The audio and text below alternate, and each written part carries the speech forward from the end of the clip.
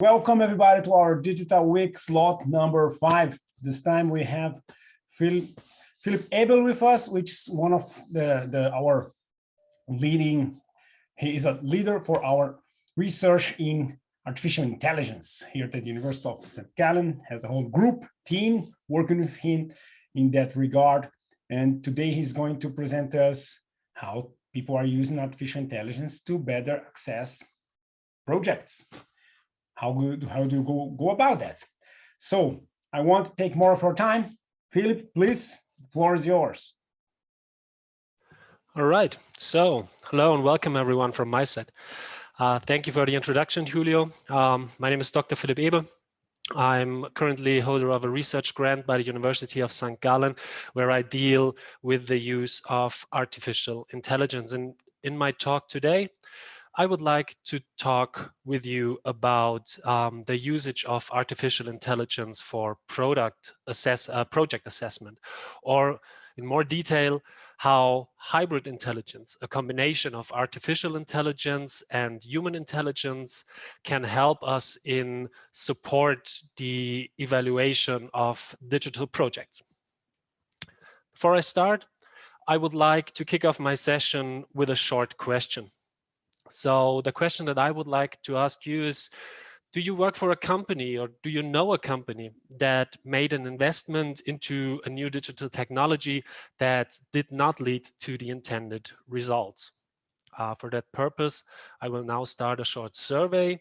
It's just a yes or no question. And it would be great if you could provide me with a short indication of whether that is a familiar situation to you. All right. So based on the answers received so far, it seems like there's an overwhelming majority of people familiar with that situation. All right, answers are still popping in, so I will give you some more minutes in order to answer the question.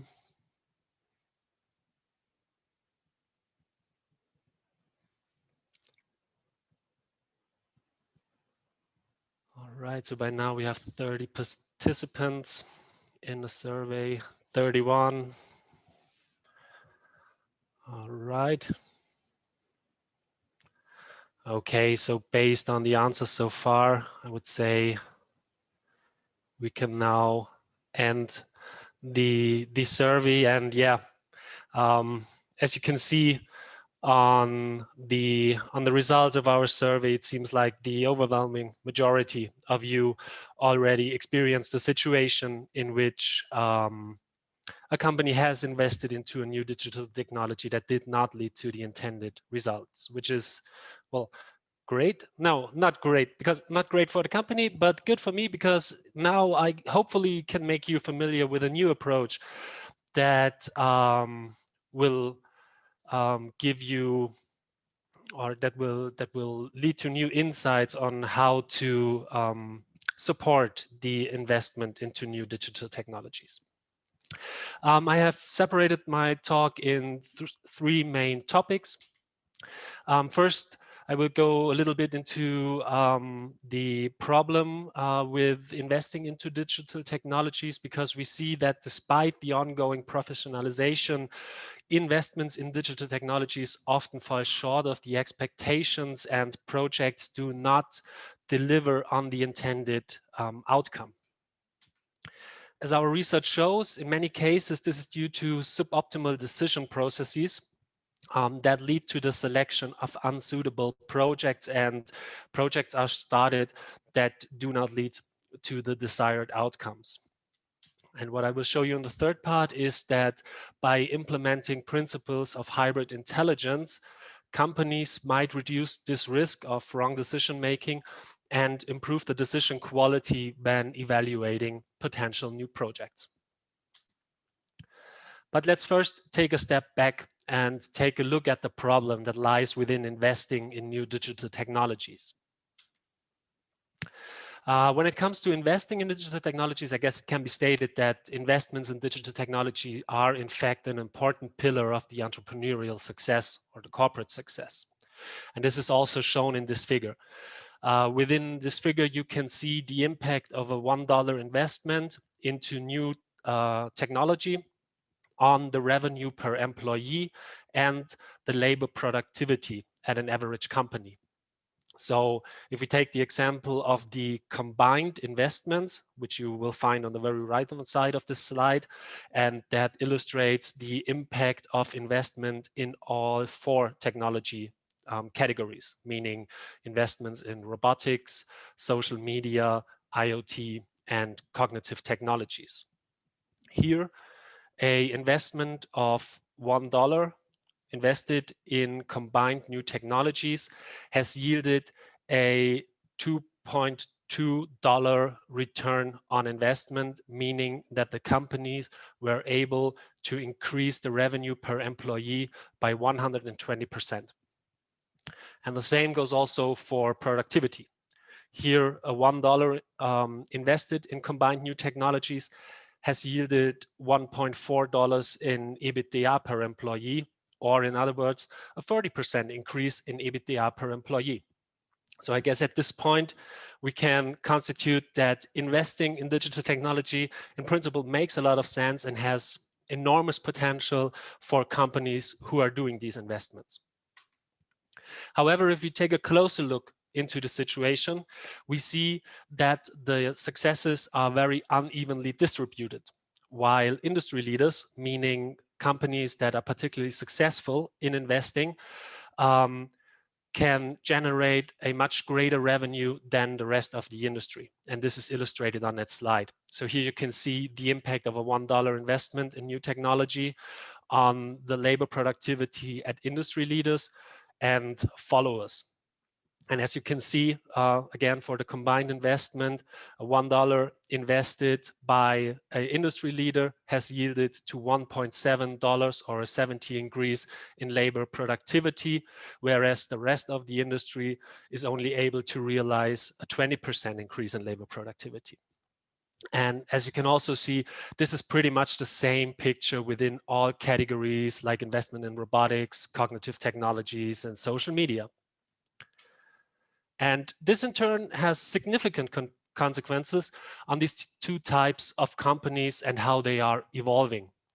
Because while industry leaders, meaning companies that are successfully investing, are able to grow their productivity with a compound annual growth rate of 12%, the rest of the industry stagnates in terms of productivity gains.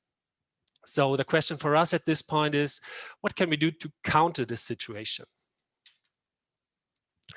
And based on our research, we see one major factor that influences the success of digital investments is the decision-making by the people involved in the project. And based on our research, we were able to identify 3 major factors that lead to a suboptimal decision-making when it comes to investing into digital technologies. The first factor that influences this decision-making are resource constraints, meaning that the people who are deciding whether to invest into a certain technology are not able to obtain all the information required in order to make a sufficiently informed and realistically grounded decision. Second, there's the use of heuristics, meaning that the decision makers tend to employ strategy derived from previous experiences that they might encounter when trying to solve similar problems. However, these strategies often tend to fail when being confronted with a new or even disruptive kind of technology, because then the laws that have previously been found valid and helpful are not longer accountable for the new situation. And the third factor that is influencing the decision-making process are prejudices from the decision maker. And this relates to the fact that many decision makers have already made up their mind when it comes to investing into a certain technology, even before they have collected all the required information. So in total, these behavioral patterns are leading to suboptimal decision making and wrong decision when it comes to investing into digital technologies. And so we ask ourselves how we can cope and how we can reduce the influence that these three factors have on the decision-making process. So what is the proposed solution? How can we counter that situation? For us, the answer to this question lies in combining the existing intelligence of human decision makers with the mechanisms of artificial intelligence. We call this approach hybrid intelligence. And we define hybrid intelligence as the ability to achieve complex goals by combining human intelligence and artificial intelligence, and thereby achieving results that are superior to the results that each of these two entities could achieve when performing the same task on their own. And what is also important is that while executing these tasks, both entities learn from each other and improve their performance based on the learnings acquired. We think that hybrid intelligence is a particularly good and suitable approach for solving the problem at hand, because by employing the two entities, human and AI, we can make use of benefits that both kind of intelligence provides. And the general rationale behind that idea is based on the research of Daniel Kahneman, who found that there are different modes of thinking that both entities are particularly well prepared to execute. So Kahneman calls this system 1 and system 2 thinking. The first, system 1 thinking, is rather fast and automatic or subconscious, and it capitalizes on what we call human intuition or gut feeling of a decision maker, meaning that even in absence of all the information available, one is able to come up with a certain decision. And the second one, system 2 thinking, is rather effortful and logical, conscious, and follows strict rules of probability theory. And in the context of the complementary capabilities of human and artificial intelligence, humans have proved to be rather superior in the system 1 thinking, meaning that humans are very flexible and can transfer from one situation to another. They are rather empathic in their decision making and can adapt to various different kinds of setting. And this allows, for example, an experienced domain expert to deal with previously unknown situation, because he can deviate from his previous knowledge and come up with a new, with a decision to a new kind of problem that he previously didn't experience. However, the same decision maker is also restricted by what we call bounded rationality, meaning that he or she will not be able to aggregate huge amounts of information and draw conclusions from that based on rules of logic and probability.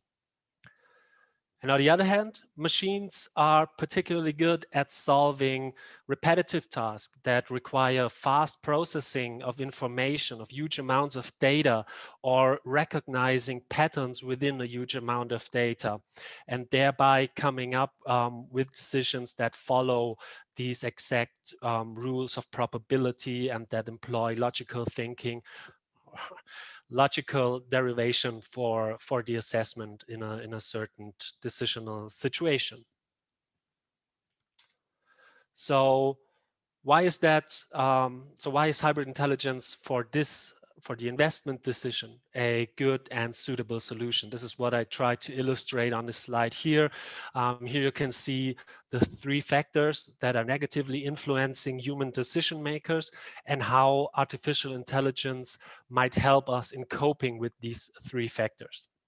And you can see that within such decision situations, artificial intelligence can help us in accessing and analyzing huge amounts of information, and thereby helping us to cope with potential resource constraints. In addition to that, AI is capable of coping with the problem of employing heuristics in the decision-making process, because it constantly processes the same information in the same way.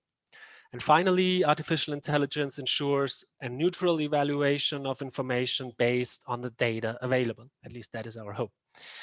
Yeah. So how does our solution look like? Here you can see a schematic illustration of what we came up with.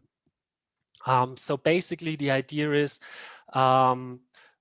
to harness the potential that artificial intelligence provides us with by implementing the depicted decision support system.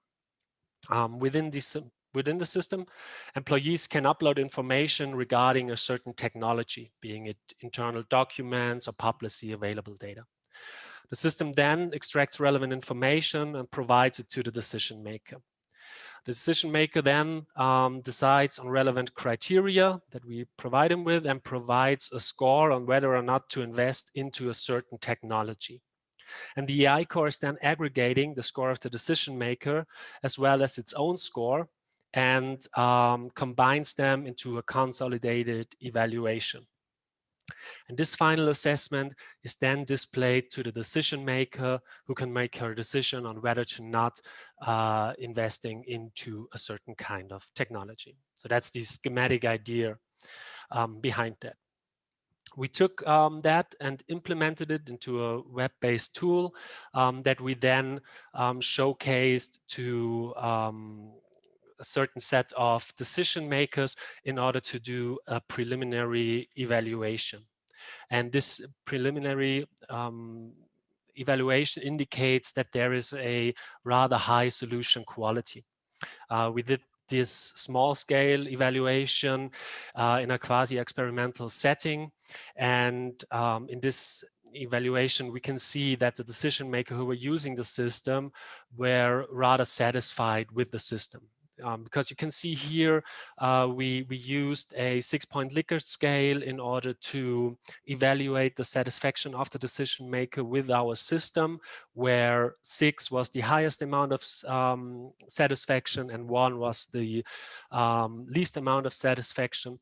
And what you can see here is that both the usability of the system as well as the satisfaction with the results from the decision makers were rather high, meaning that the usability of the solution, the completeness of its functionalities, as well as the applicability of the solution to the problem at hand were deemed to be sufficiently good. And on the other hand, also the results are the results that the system provided to the decision maker are quite good because the decision makers deemed the understandability of the results as well as the internal consistency, meaning that the system derived similar results for similar kind of problems as very good. And ultimately, and this is for us the most promising part of the evaluation, the fidelity of the decision maker with the derived decision is very high, and that seems to be very promising for us, and that's why we want to go and implement our system in an end-to-end process. And this is exactly what we will do next, implementing our principle into an end-to-end investment process where the decision maker will have the possibility to first assess the strategic fit of a certain technology, where the system will use the information provided in order to derive a fit with the strategy of the company. Then we will assess the market potential of the technology at hand and the consistency and the fit to the business model of the company. Then we will assess the scalability of the solution and come up with a final decision on whether or not the company will invest into the technology or not. And yeah, that's it from my side. Maybe I can do a short recap or wrap up of my talk. So within my talk, I first showed you that despite a huge interest into digital technologies. Investments in these kind of technologies often fall short of the expectations, and this also affects the long-term evolution of companies that decide to invest in digital technologies. I then moved on and showed you that based on our research, this can be linked to suboptimal decision-making processes that led to the selection of unsuitable projects. These three factors include the resource constraints, the use of the heuristics, and prejudices on the decision maker side. And I showed you how implementing the principle of hybrid intelligence might help us to cope with that situation by reducing the risk of making a wrong decision and improving the decision quality when evaluating potential projects. And yeah, I guess that's it from my side. Maybe before we go into the discussion mode, for me, it would be great to harness the wisdom of crowds, because I'm a firm believer in collective intelligence and the wisdom of crowds. So for me as a researcher, it would be great to harness your experience. And maybe now that you have been introduced to hybrid intelligence, for me, it would be great to, if you could state whether you see other areas that could be interesting fields of application for hybrid intelligence, maybe in your companies or based on your experience that you got it during your career, where we can also use that, because that would be, for me, it's always interesting to get new insights and new applicational fields where I can maybe employ my research later on. Yeah. And that's it. Thank you very much for having me here. If you want to know more, click on my website or just shoot me an email. I'm available. And yeah, now I would be open to questions, I guess. Yep. So let's go for the questions. It's a bit of a mix. People wrote many different places here. So let me start with the questions from the F&A section. Marco Parillo says, in my opinion, AI is always hybrid intelligence. There is always human in the loop. When training the data models and judging the predictions of models, what's your take on this? That is true. If it comes to the human in the loop, you're absolutely right. There's always during the training the situation that human input is needed in order to improve the system during training and even throughout its usage. But the other side is often neglected, where the human harnesses the potential of artificial intelligence and where humans are using the input in order to learn from this. And this is the idea of hybrid intelligence, that it's not that one-way road, but that there is an interactive learning process between two entities, and we intend to also focus our efforts on that we provide the results of the AI to the human decision maker so he can or he or she can improve the performance over time. Okay, now about that improving performance, this hybrid approach of decision making, why should it be restricted to decisions about digitization investments and not in general, for example? I don't know, for Tinder, could better access people for you. Might be a good idea. No, it shouldn't be limited to investment decisions. In fact, we also experimented with medical decision making, where we showed surgeons pictures of CT scans, and we already these scans were already pre-assessed by an artificial intelligence image recognition system, and the surgeons then used the recommendations of the system. So it's not, it shouldn't be restricted to only investments. It was just one example where we did some research in, but it's basically it's open. Yeah. Okay. Now we have some questions that appear in the chat. One of them is, what was your definition? No, wait, before we move to that, I believe the inverse question of the one that the participant said is also a good question. What would not be a good place to use hybrid intelligence, in your opinion, Philip? Like, what would be the kind of project or situation where we would say, hey, no, hybrid here too soon, or not really something that you can get useful information out of? Mm-hmm. Okay. Basically, we have 4 criteria that we can use in order to assess whether a particular task is suitable to be executed with the help of an artificial intelligence system. And the factors that are negatively influencing the suitability the most are definitely relationship requirements. So every time where you need close human relationships involved in a process, this is something where it's, well, at least suboptimal to bring in an artificial intelligence, because at the moment the perception of AI is rather negative, and this would influence the process between the 2 humans. So this would be one situation where I would refrain from bringing in hybrid intelligence. And the other is everything where we have a high amount of documentation that is required.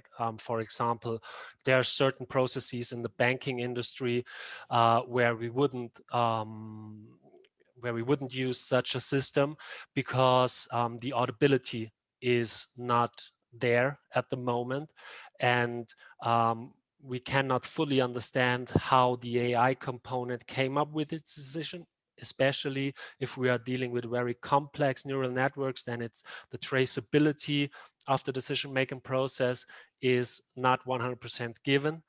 And that's why the audibility wouldn't work. And that's another area of application where I would refrain. Thank you very much. We have quite a few questions more here. Like, with one technical question is, what was the definition of an industry leader compared to the rest of the crowd? Like, what did you use here? What was to define an industry in this regard? This was the performance of the investments.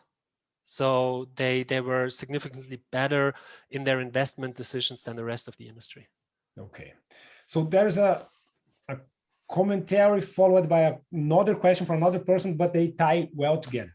Someone said here, same person, that mental models and biases have a pretty big impact in decision-making and success. And then there comes a question from another participant, but this commentary is good. Assuming that humans are in general more trained to use the left analytic portion of their brain in business, how do you recommend the best use of the intuitive capacities that we have? Okay. Yeah, tough questions we got here. Absolutely, yeah. And I'm afraid that I'm not really capable of answering this question, because so the question is targeted, what can we do to strengthen the intuitive side of our decision making? No, the question is more, how do we, where should we better apply it? This intuitive question. This intuitive side of our. I have an answer to that for us, and this was the sorry. No, I was just saying that this question, for those listening to us, this is going to be answered tomorrow, because when we are looking at the recruitment aspects of using AI and technology for recruitment, we go a lot into this part of the intuitive, because intuition has to do a lot with biases too, and with what we have as mental models, as preconceptions, and we have to be aware of that and use this awareness for better results. So tomorrow we are also going to tackle this topic. So we perhaps could move to other questions here. We have the questions are coming, you know. Let me make a short annotation. Sure. For me, a classical process where we should rely on, or at the moment where we strongly rely on our gut feeling and on our intuition is the field of innovation management, where we try to evaluate ideas because there's creativity and all these aspects are hard to assess via rules of logic, and here we make strong use of our gut feeling and intuition. Great, thank you very much. So let's see the other questions. Do you have time for quite a few? So now, AI is a rather expensive investment. And why are then companies not using the model's predictions to learn, improve, and become more competitive? If you don't do that, you never had return on investment. Mm-hmm. Well, I guess, yeah, I wouldn't necessarily agree that it's always a very expensive investment, because there are certain providers that can rather easily be integrated into the company environment, depending on the task that you would like to solve. But I guess it's a rather risky investment because of the perception of the people at the moment, right? Because whenever you bring artificial intelligence based solutions into the company, there's a huge perception risk in terms of the perception of the employees towards that new technology, because mostly this is related to overhyped expectations, where artificial intelligence is considered to be a threat for the own job security, or that major elements of one task will be now executed by the AI component. So there's a certain risk of bringing that technology into the organization. And I guess the second thing that makes it risky is the problem that I already outlined shortly regarding the documentation and the decision making of the AI component, meaning how did the AI exactly come up with the decision at hand, and this is also perceived as a certain kind of risk by the people responsible for investing in that technology. Thank you very much for this answer. There's a very good question here, one that I actually could ask in every single webinar. What is the one thing you would like people here to take with them from this webinar? And for those who asked about the slides and the recording, like we will make the recording available on the website within the week. Well, for me, the one thing that I would like you to take away is that artificial intelligence isn't necessarily a threat to anyone, but it's a huge potential for all of us, because due to the benefits of artificial intelligence as well as its limitations based on the system one thinking, I guess it has the potential to help us in removing the dull, repetitive components in our work and leave us with, at least for me, the fun stuff where creativity, empathy, and all of that stuff is involved. And in fact, we can concentrate on these aspects because we are particularly well equipped to solve them, and we can leave all the other stuff, a portion of the other stuff, to the artificial intelligence, and we can benefit from this collaboration. And I guess my hope is that the work life will be much more attractive in the future. That would be a nice takeaway from my side. Thank you very much, Philip. We have more questions here. One commentary was that we can improve all that by bringing musicians to the team, or even better, playing musicians yourselves, like they have been in touch with this side. Being a musician myself, I can only agree entirely. It's always a good idea to bring in music. Then we have another question here. How can you, has this been deployed? Actually, I can combine these two questions again. Someone asked, how can you determine the quality of the data sets? And the other person asked, has this been deployed on historical data to determine areas for improvement? Okay, so quality of data and using historical data to see. Yeah, I mean, the data quality issue can be addressed by methods regarding data engineering, meaning that you have to review the data, use test data, split your data sets into test data and actual data that then is used to train the system. And we didn't do anything fancy here. And the other aspects regarding the sorry, what was the second? The second about was, historical has this data been deployed on historical data to determine areas of improvement? Correct, yes. It has. So we had historical data on investments and how they performed, and we used that. Okay. We have a very interesting question here. Human and artificial intelligence are two inputs for the decision-making process.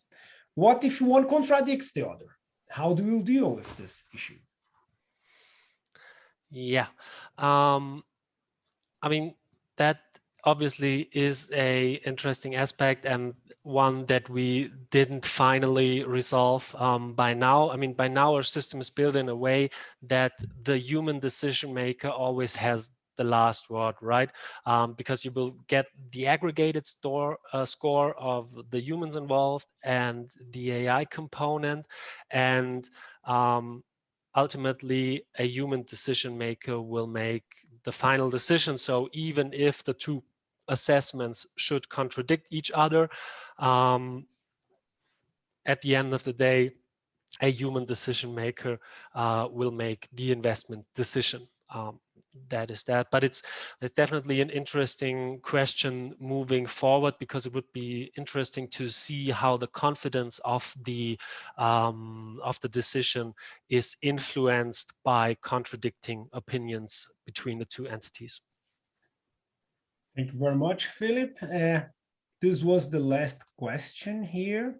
It's an interesting question because in one of our webinars, we had the issue of investing and what influenced investors while making decisions, taking their decisions. And we used AI to analyze that too. And one of the aspects behind it was that if the presenter of the investment was a woman, and a beautiful one at that, then there was a very high chance that this would influence the people hearing about it. And mostly these guys, the VCs, are all men, high testosterone, meaning also medically high risk factor here, because the testosterone level increases your risk level, and then investments are being done using that. You know, so like this is, if you are the owner of a company, you have to be aware of that. And one more reason to have more women making the investment decisions too, and not or mixed teams, right? So, and in fact, that's I would like to close here. Thank you very much, Philip. And of course, I now tease you about what is coming up for us.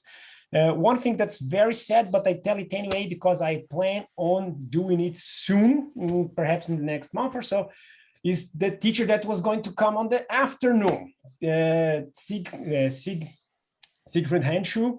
He's awesome. He was going to speak about exactly creativity and AI together, which of course, as you saw from Philip's topic, is a very interesting aspect of it. And we all would like to hear more about that. And I'm going to bring him. He's sadly sick, and we had to cancel the slot for this afternoon. But the upcoming slots are these ones. Let me show you them, because it's show don't tell. Today I don't have my usual fancy stuff. I have to use the other fancy stuff. So here you see we just had our AI for project assessment. The ones that are coming up tomorrow are virtual career advisor. This is the topic that someone even wrote here. Other application field, recruitment of talent. And that's exactly the topic tomorrow.